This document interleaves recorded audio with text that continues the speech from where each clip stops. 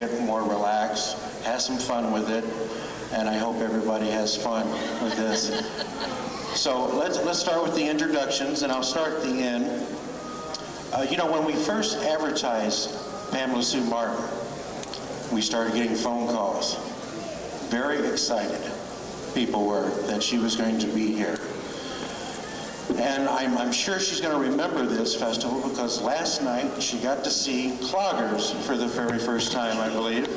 So I know she's going to remember this. A very talented actress, a very attractive lady. Please welcome Pamela Sue Martin.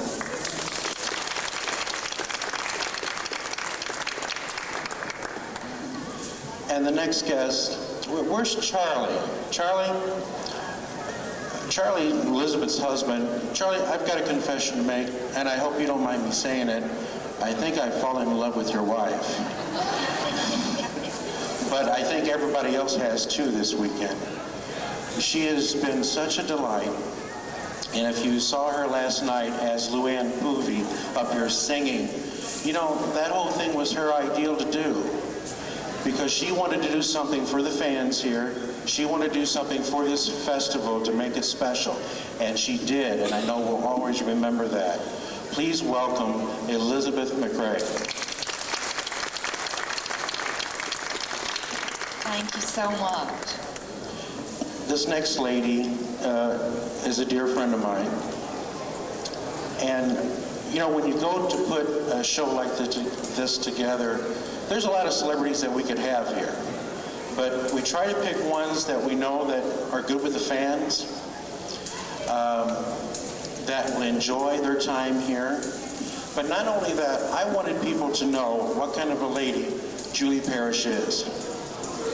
In the last few years, she has worked in shelters for battered women. She's given talks on this subject.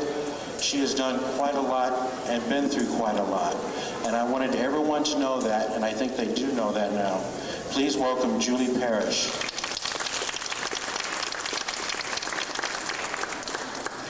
And another special lady is someone that I've known for a while now too. And I knew that she would love being here because that's the way she is with her fans. Any place that she goes, her fans are very important. And I know she would have a good time here. And if you saw her last night doing some of the clogging, she was out there clogging and square dancing. And I know she would have a good time. Please welcome Pat Priest.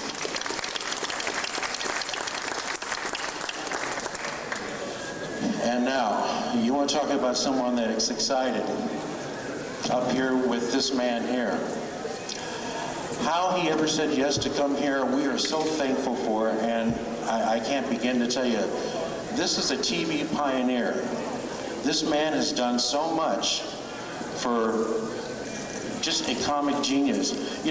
Johnny Meeks, the entertainer at night that sings here, he came to me last night because he saw some of the videotapes that we were screening in the rooms of Soupy, of his shows. He said, I wanted some copies made because whenever I get depressed, I can put those tapes on of Soupy and I'll be happy, I'll laugh. That's the gift that this man has to offer. He has done that with children, he's done with it adults. Please welcome the legend, Soupy Sales.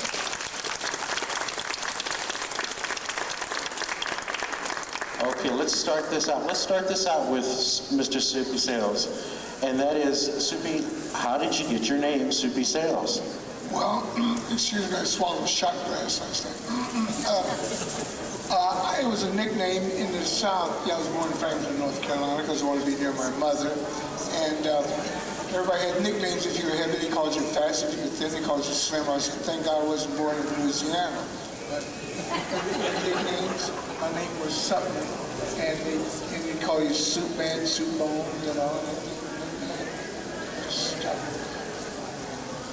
But didn't you went through quite a few different names, didn't you? Yeah, I was Soupy Hines. I worked in Cincinnati and Cleveland, and I went to Detroit and changed to Sales. Okay, let's go for some questions. Anybody have any questions? Eric, what's your question? Okay, the question is for Pamela. Louise Fletcher. What about Louise What can I Fletcher? tell you about her? Oh, I can tell you something really interesting. When I was doing the film, The Lady in Red, and she was playing the Madam, she was, I don't know, she must have been in her late 40s, and she had a 25-year-old boyfriend. I remember that very clearly. He would show up on the set. He was very cute. She was just an excellent actress and lent a lot of credibility to a kind of a B type of film, you know. So I was very proud to have worked with her.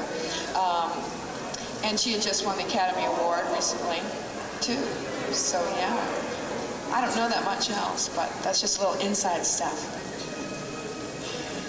You know, Pat, we talked about the Munsters on the first panel the other day, but we didn't talk about the individual actors, what they were like to work with. For instance, Fred Gwynne. Well, Fred Gwynne was had a very, very dry sense of humor. And you never knew when he was joking with you or when he was serious. And between he and Grandpa, who was more or less my mentor, the sweetest man that ever lived, the two of them put me on for the entire time. It has taken me 30 years to find out the truth on a lot of things that they've told me. When I would do memorabilia shows, and I'd go, "But Al, you know, you told me such and such a thing." And he'd go, "Oh, sweetheart, that was a long time ago." And I actually believed everything they told me. And Yvonne and I got along very well. We had children about the same age. Yvonne could be a little temperamental. Please don't print that because she won't talk to me. But you know, you learned when people were in moods to, you know, sometimes it was 3 o'clock in the afternoon before you'd say good morning. But you just learn and stay out of their way, and that's how we got along. Butch was the age, little Eddie was the age of my children, my oldest son.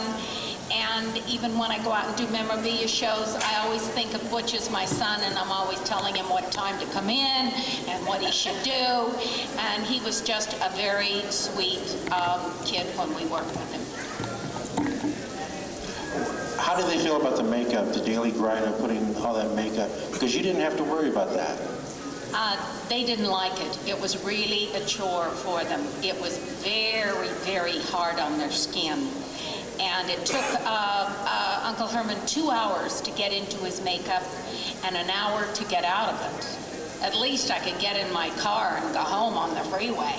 I didn't have that problem.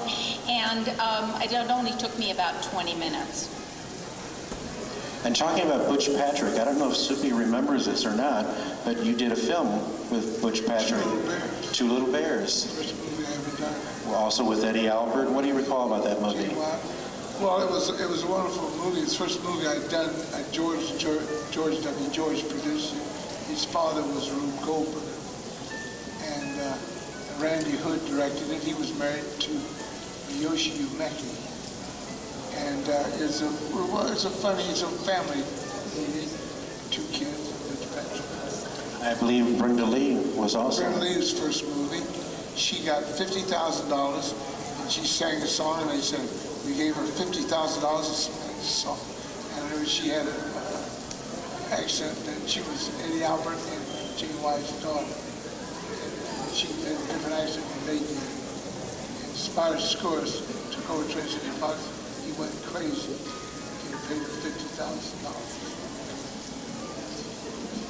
Okay, any other questions out there? I go crazy today. Questions? Bill Black. Soupy, who was the actor that when you had a knock on the door and you answered and you saw his arm, said, "Are you Soupy Sales?" Who was that guy? Who was great? He's talking about an actor that would knock on the door in the Soupy Sales show. Who was that actor? Clyde Adler first, and then Frank Nastasi. See, we found it was cheaper to use a hand than a body because they had to pay a body. And we didn't get 20 cents, you know. So we did. But he was always at the door. He portrayed a woman, he put on a woman's coat and a handbag. cop he put on policeman's outfit. You're the only man I know who had a dog you could look up to. That's right, yeah. That's right. You know, the other day we talked about working with Elvis Presley. We have two ladies up here that worked with Elvis. But, you know, we didn't talk about the Memphis Mafia, those guys that hung around there and that were his second hand. What would they like to work with, Julie? We'll start with Julie. Well, I feel that they were instructed by the Colonel to distract Elvis whenever he would be in a situation where somebody might want to talk to him. That's what it felt like anyway. But they were pretty nice guys. I think they were just doing their job. I think that beyond that, I think that the Colonel, for my money, is the reason Elvis is dead. And Pat, what are your thoughts about the Memphis Mafia? The guys were all very, very nice guys. In fact, I went out with one of the fellows a couple times. I never got to Elvis. Nobody did. Priscilla was very much in the picture at that time. Elvis didn't hang out with anyone, you know, if we'd all go for lunch or all go for dinner, especially when we were on location. He was always with his entourage. And they stayed pretty private. And yes, I think they did protect him a great deal, but they were all wonderful guys. And they all had functions that they did, regular jobs. They weren't just around for friendship. There was one point where they were separated from him when I was with him. And I got sick on the set one day, and Elvis was a really good guy. And at the time, he was studying healing. So he picked me up in his arms. Had I known this when I was a kid, because I was in every Elvis fan club I could find when I was a kid, I would have died. But anyway, he picks me up, he carries me over to his dressing room, lays me down on this cot or something, and he proceeds to hold his hands up over me to try and heal me. I thought that was so dear. I mean, he was a perfect gentleman about it too. He wasn't making a pass. And I got so nervous because I was worried about what people outside were thinking. So finally I really should have taken advantage of that, shouldn't I? Hindsight. You got to kiss him. Oh, well. that is, yeah, I wrote that on my website. At least I got to kiss Elvis. She was a good girl. Not bad. Okay, questions out there? Any questions? Eric? The question is about working, doing a show on Mike Douglas. I think Mo Howard also. I co-hosted probably more than anybody, about 10 times. And Mo Howard of the Three Stooges was on. He and his wife were on the show. And doing Mike Douglas' show was great. It started in Cleveland and then in Philadelphia. I was very upset with Mike because he didn't include me in his book, and yet he used film clips of me in the Pies to promote it when he went on everybody else's show. Which I thought was pretty rotten. What was Mo Howard like? Mo Howard was beautiful. Like, you know, Larry Fine was great. But Mo Howard was wonderful. They were really funny, nice people. Was that the only time you worked with Mo, was on the Mike Douglas? That was the only time. Okay, any other questions out there? Let me go to Elizabeth. I know you were born in, I think, was it South Carolina first and then moved to North Carolina? That's right. Now, from there, what brought you for the acting bug? Well, I don't know. It's kind of a strange story. I was living in Fayetteville, North Carolina, and I had just graduated from high school, and I really had never even seen a play. I went to the movies, but I hadn't seen a play, and in those years, television was a very new medium. And all of a sudden, I went to the movies one night, and there was Otto Preminger on the screen promoting a film that he was making called St. Joan. And he said, if any new undiscovered actress, send your pictures too. And of course, I got the form from the lobby, and I sent in my pictures. So did 37,000 other people. I ended up getting to go to Atlanta, Georgia, to audition, which was really exciting. Out of the 37,000, they narrowed it down to a small group of 7,000. And it was my turn to go, and we had to prepare a scene from perpetual imprisonment from George Bernard Shaw's play, St. Joan. And so I put all of my heart and soul into it. And, you know, I became St. Joan, and at the end of my audition, Mr. Preminger, in his deep accent, said, "Miss Macray, what makes you think that you could play St. Joan with your heavy Southern accent?" And I said, "Well, I could be from the south of France." And 3 days later, I was in New York City, and obviously I didn't get the part of St. Joan, but that was the beginning of my career.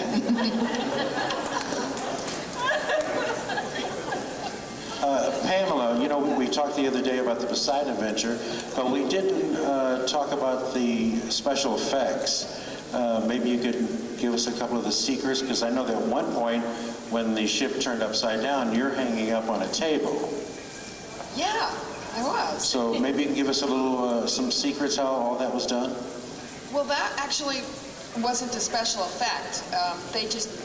It was built upside down. So I was up there. I mean, they, you know, recreated everything upside down. And was it you that jumped Yeah. from the table down? Yeah, I'm sure I probably jumped 3 feet and somebody else jumped 50, but I remember jumping off. I don't remember ever being scared, but, you know, and we did do climbing and we did do swimming and, you know, all that physical stuff, which was not a big deal for me because I was the youngest one around. Did anyone get hurt on the set? Not that I remember. I mean, maybe there were some cuts and stuff, but not that I recall, nothing serious. Okay, any questions out there? Yes, way in the back. Elizabeth, what's your fondest memory of Gomer Pyle? Okay, What was your fondest? Who was the most difficult to work with?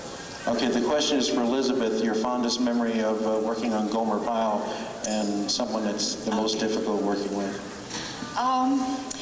That's hard because there were so many fond memories.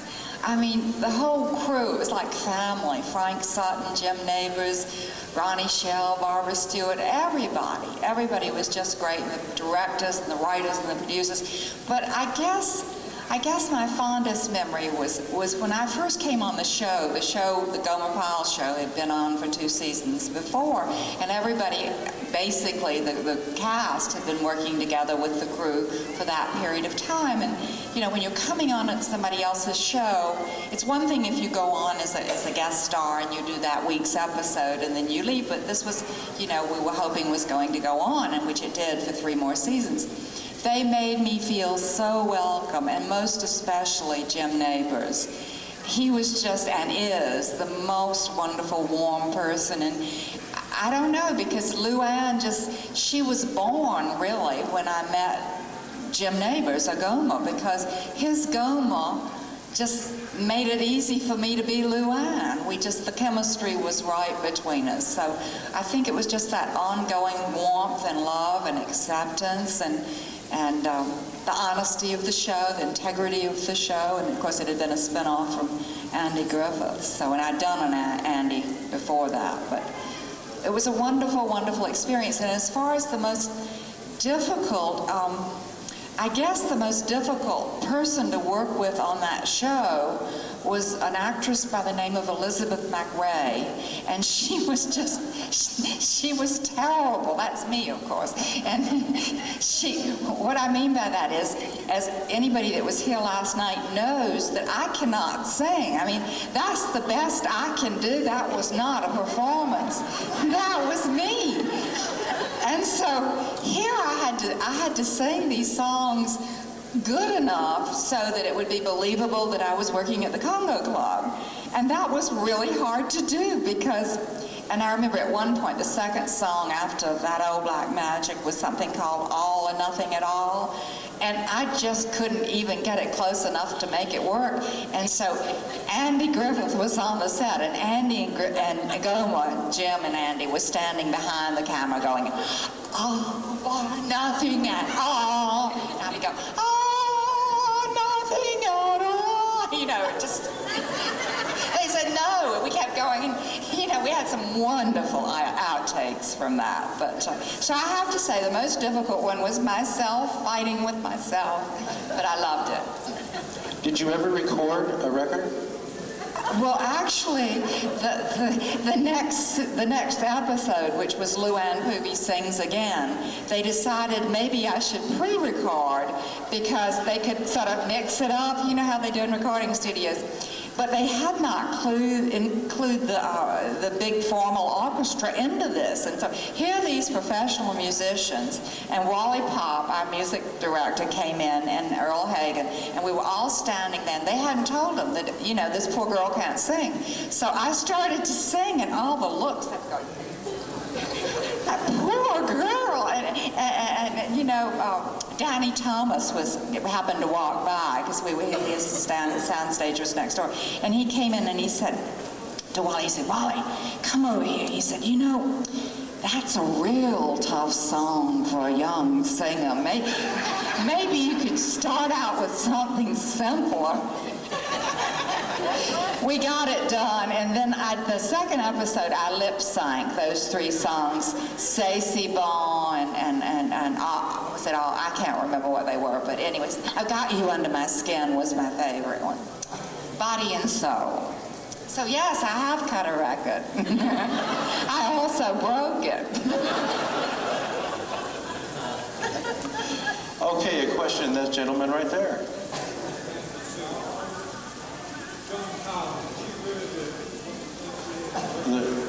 The question is for Pamela about working with Joan Collins. Yeah. No, she's just a character. She kind of brought the old film star, you know, she is. She's a projection of what everybody thinks a film star should be, and I think that was kind of in her mind as well. And it was funny because when she showed up, she would, you know, we'd already been doing the show for a while, and, you know, we'd get our costumes, would come in, and she'd go out and she'd see what everybody was wearing, and she'd go back and get a brighter, louder, bigger hat, bigger costume, and then come out after everybody else was dressed. It was very funny, and she really was a great character. I mean, everybody enjoyed her so much, so it was worth the effort, I'm sure.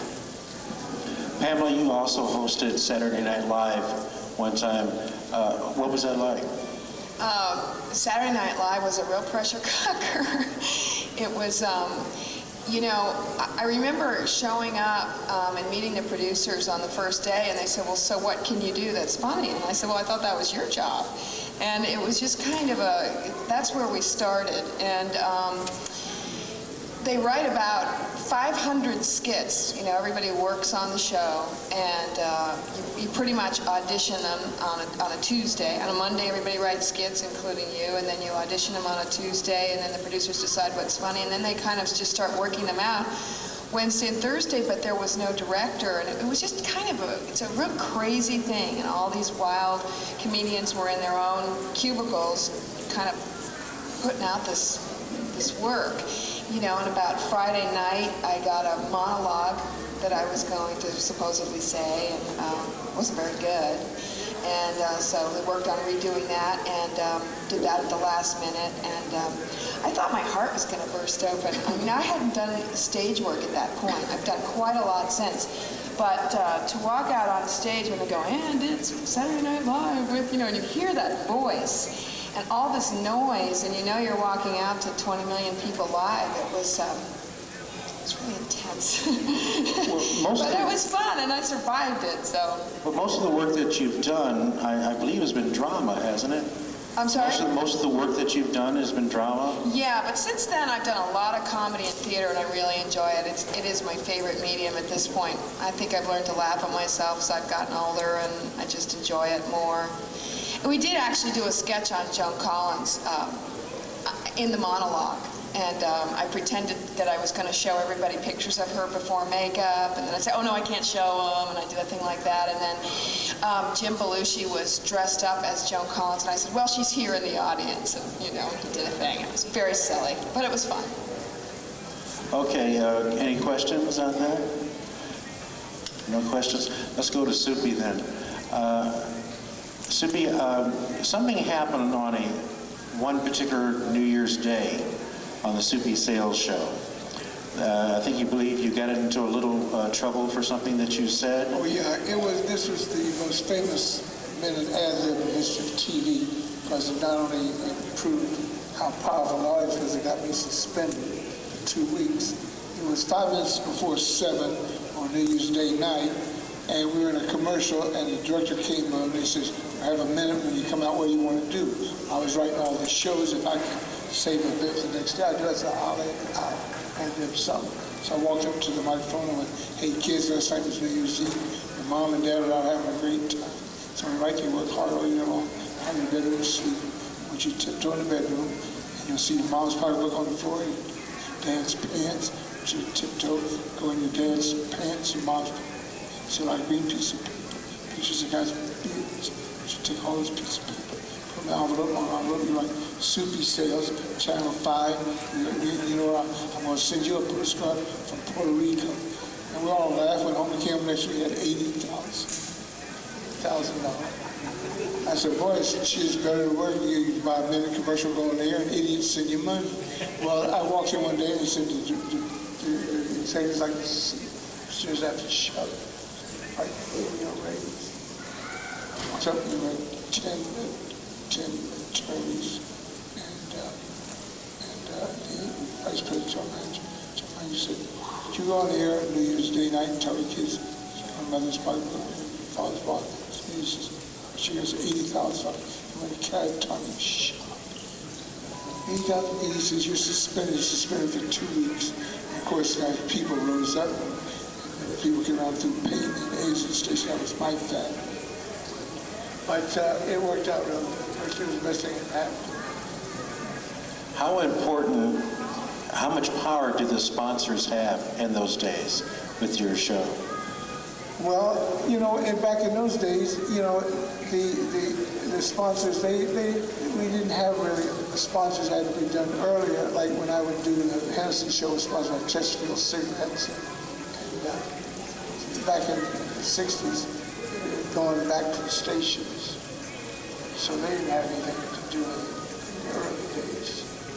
So you never had any major problems with, like maybe the Jell-O company or anything like that? No, I never had any problem with Jell-O. I sold more Jell-O than anybody. No, I never did anything like that. Okay, any questions out there? James.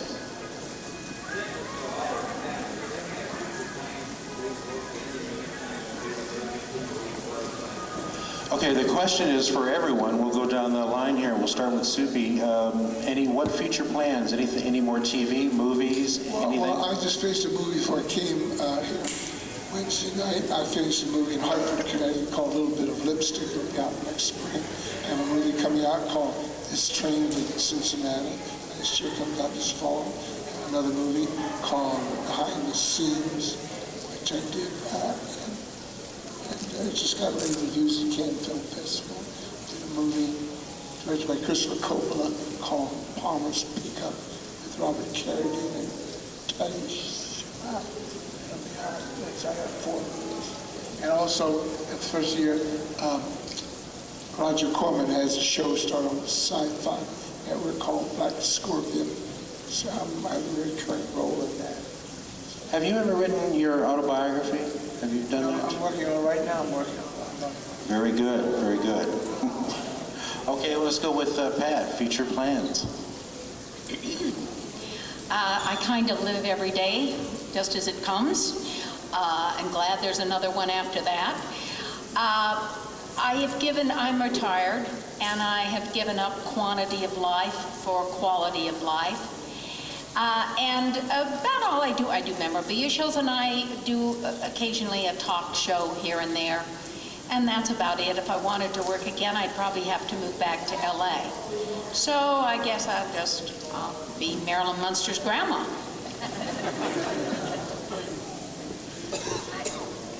And Julie? Well, I'm recovering from a second time with ovarian cancer. A little while ago, I was totally bald. So this is what I've got going for me now. It was really kind of hard turning 60 and turning white at the same time, but I'm a little afraid to put chemicals on my head anymore. I don't think I have a big window of choice. But I am okay. What my plan is, I have retired as a counselor at a shelter for battered women because I was burned out. It was a stressful job. I did it for 10 years, 40 hours a week. I wasn't just a volunteer, I was a non-staff counselor. And I used to go to work on 90210 and leave there and go directly to the shelter and vice versa. And physically that was kind of hard sometimes, but fortunately or unfortunately for me, I was not on the show more than like every 3 months. They didn't have the adults on that much, and I was, if you know the show, I was married to Nat. Anyway, what I want to do is, I've just had some new pictures taken with my new white hair, and I'm going to start going on auditions at the beginning of the year, and we'll see. You know, I might even fall in love. I've never been married. All the guys who wanted to marry me, I didn't want to marry, and those I wanted to marry didn't. Oh wait, did I say that already? Anyway, you know what I mean. I didn't want to marry the ones who wanted to marry me. Now I might look at things a little bit differently. But it's still okay that I'm not. You know, I really kind of I'm driving across the country right now, celebrating my 60th, just doing something I really always wanted to do, doing some genealogy and doing a show or two and having a good time. And so I guess that's about it. And Elizabeth? Yes. Your future plans, things that you're doing now? I'm sorry, I missed the question. Your future plans, so the work that you're involved with now? Oh, my future plans. Well, about 12 years ago, I don't know if anybody knows this, I decided I wanted to change my career, and so after many, many years in television and film and stage. And so I went back to school in New York City and got my education requirements to become an addictions and alcoholism specialist and a counselor. We did very much the same thing. I worked down on the Bowery with the homeless men who would come into us, and they had truly lost everything. They had lost their families, they had lost their jobs, they were unemployed, unemployable. They were also addicted to alcohol and some of them other drugs. And one day at a time, I was a full-time counselor, and I was there 10 hours a day for five days a week. But the joy to me, and this was probably the most rewarding thing in my life, was to see the light go on, the light of hope, and the person that I was working with's eyes, that there is another way. You don't have to keep doing this, and they would stay in and go on further for further treatment. And the greatest thing that happened through that to me was, you know, just the realization that willingness is the key. If we have the willingness, then everything else will follow. It's not easy, but it's doable. So anyway, that was that, and I did that for 10 years after I got my education, the 2-year period of studying and interning. And I ended up at Freedom Institute counseling full-time and program director of that program. And then my husband was working in New York as a banker, and he decided that he had had it because he had worked so long and so hard, and he said, I'm going to retire to the mountains. Do you want to come? And I said, well, I guess I have to. So I really wasn't ready to come, but I'm so glad I did. I just love being in these North Carolina mountains, and I've found that, you know, we bring ourselves with us wherever we go, and I found I've recreated my own love of working with people, and I'm doing a lot of that through my church, not in a professional way, but just, you know, as a volunteer. I'm working with a grief group and a spirituality group, sober support network, and so here I am, and I'm looking forward to doing that forever and ever. And of course, if you want to write a film for me, I would be delighted to come. Thank you. Okay, Pamela? What was the question again? Future plans. Future plans. The future's pretty wide open for me. I feel like I'm at a turning point in my life, but you know, the last 9 years I've been raising my son. I live in Idaho. I was Pat's neighbor for 15 years. She just recently moved to another part of Idaho, and she's trying to steal my dog. But other than that, we're staying in touch. I brought her a picture of her today. So I've been there for about 9 years. I've done a lot of theater since I've been there. Theater has worked well for me because I work at night and able also to do it locally and really focus on raising my son, which has been the biggest career move of my life. I somehow thought that I would still be running around and working until I had him, and then I really didn't want the same kind of lifestyle. I didn't think that it would be compatible with raising a child, but he's getting older and spending more time in school and with his activities, so I feel that, you know, my time is broadening. I've been involved in a lot of activities in my home area. I'm involved with the animal shelter there, and I've done some really fun charity events there with artists. And Sun Valley is an interesting place because there are a lot of artists there. There are a lot of people that have moved up from LA, a lot of people coming and going. It's kind of a special little enclave in Idaho. It's not, it's rural, but it's not. And I don't know, I've changed my life over many times. I came from the east, I lived out west, I've been living in the mountains, and right now it's kind of up for grabs. I like North Carolina, I'm looking at different places. I really want to broaden my horizons in terms of the country.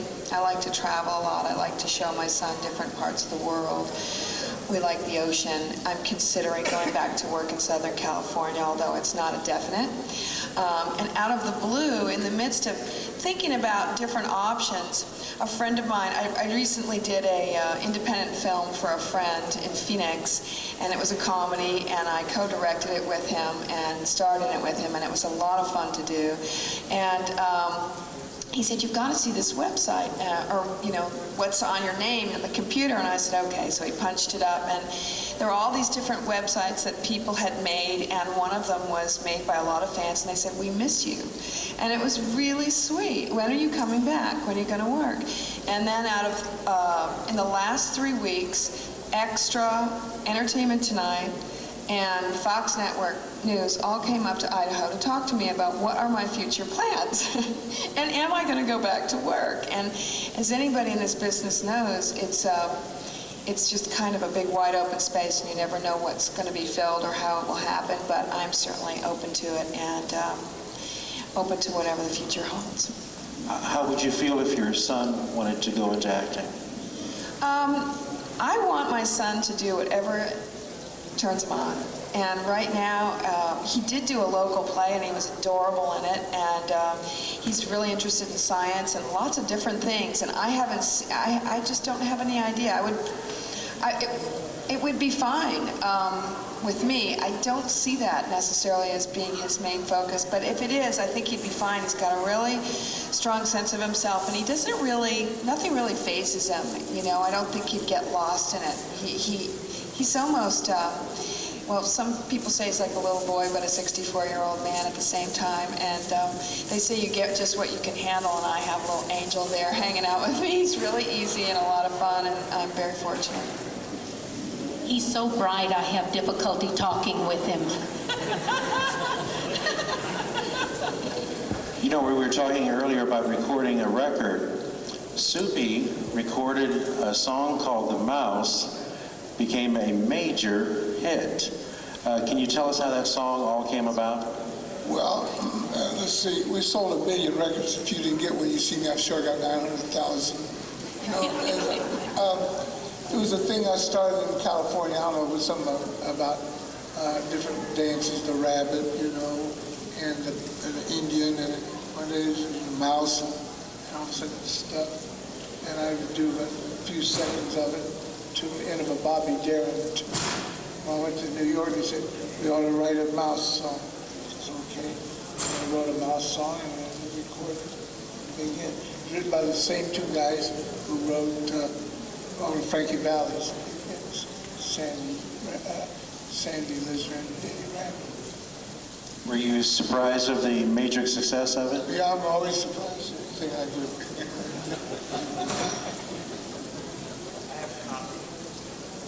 Eric says he has a copy of it. It's worth $35 on the other side of his pocket loft. You know, like the Munsters, we were talking to Pat the other day about the merchandise that was made on the Munsters. Soupy Sales, I think you might have hit the jackpot on the merchandise because everything was made of you. Puppets, games, coloring books, everything. Well, that was, when you have a hit show, that's what happens, And they had White Fang and everything. I had, and watches, I had a Soupy Sales watch. And, you go along, that's frosting on the cake, like recordings and things like that. That you ordinarily wouldn't be known for. And you all of a sudden become, famous, And you just mentioned White Fang. How did that all come about? Well, White Fang, I was a big fan of Jack London and White Fang, and I always imagined having this dog on a show. I was in the radio and I was in the Navy.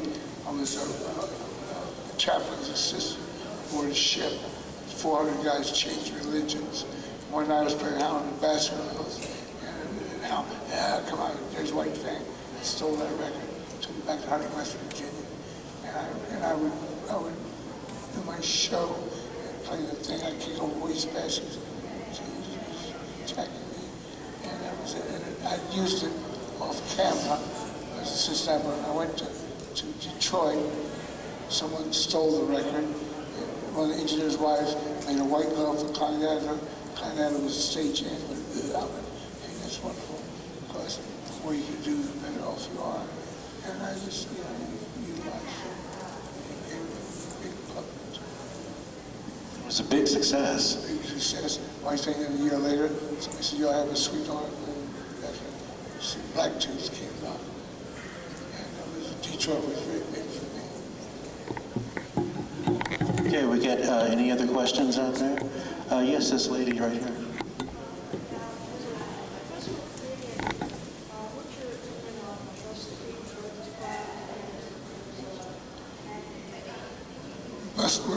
What I think of Buster Keaton? Buster Keaton was going to direct a pilot I was to do for ABC. I went out to Coast in 1960, produced by Hal Stanley, who was married to Kay Starr. We met, and I was in love with Buster Keaton. He liked me. We got on fine. And they decided to go with who did Mr. Smith Goes Watching Fest Park. There were two. No, he did the pilot. Fest Park. And ABC went with Fest Parkers, and this was going to cancel out the thing and didn't happen. I was really disappointed because Buster Keaton was a genius. All time was on the Soupy Sales show. And do you recall that, Soupy? Yes, it was. I moved from Detroit out to LA. It was 1960. And I'd written a bit where I'd be out front working with White Fang, I'd hear a scream, I'd go to the door and look down, be a pair of women's shoes, followed by a pair of men's shoes, pulled by catgut, which you can't see, and I'd do it, take it to the camera, what we call a blackout, go to commercial. So I was working out front, and scream, I'll walk back, I noticed the camera was coming around, I said, can we get a close-up of the shoes, look down, there were no shoes, there was a naked girl behind the door. It scared me to death. I said, when I got there, it was my life, my career. It was the floor director's girlfriend. He said, honey, drop around the market, and then you were going to pull a joke on Sudoku Doku. And that scared me to death. But now it's the most famous outtake in history of TV. And people asked me if she was naked all over. I was so flustered, I never looked past her breasts. She's married to a wealthy doctor out in LA now. I don't know. Okay, I want to thank everyone here. It's been such a pleasure being with all of you. Pam, Elizabeth, Julie, Pat, and Soupy, such an honor. Thank you very much. Let's give a hand for all of these guests. And we will see you next year at the 6th